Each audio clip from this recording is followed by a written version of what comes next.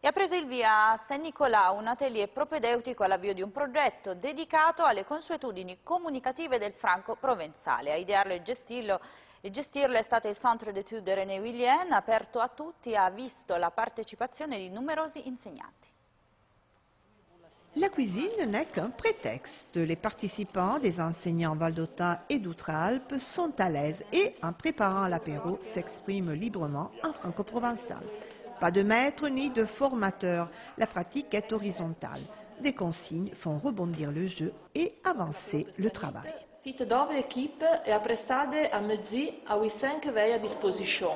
Il y a la possibilité de nous mettre en joie, de réciter, de rester ensemble, de nous rendre franco bien de coup n'a de difficulté après dire.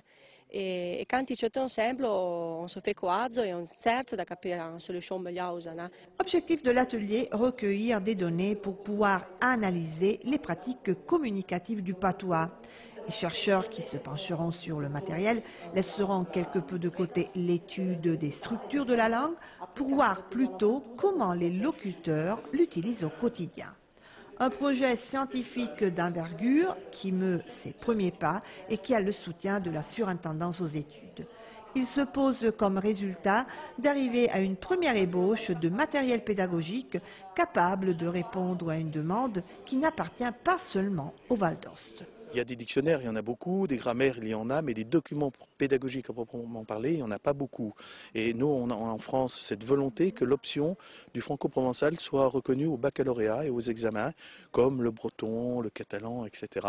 Et c'est ce qu'on nous a un peu indiqué, la langue est reconnue, mais pour son enseignement, il faut tout ce qu'on vient de dire. Comme maîtresse, je me souhaite vraiment de pouvoir porter toujours plus le patois dans les écoles. Je fais de prester des projets pour le concours Salogne, je fais de peigno corso de patois, mais les enrichissent notre langue. So bien le comprendre. Nous que la présence, je serai ici avec le patois, nous faisons le plus possible de le transmettre. Prochaine étape est Marèze, le 5 et le 6 avril. Les inscriptions restent ouvertes.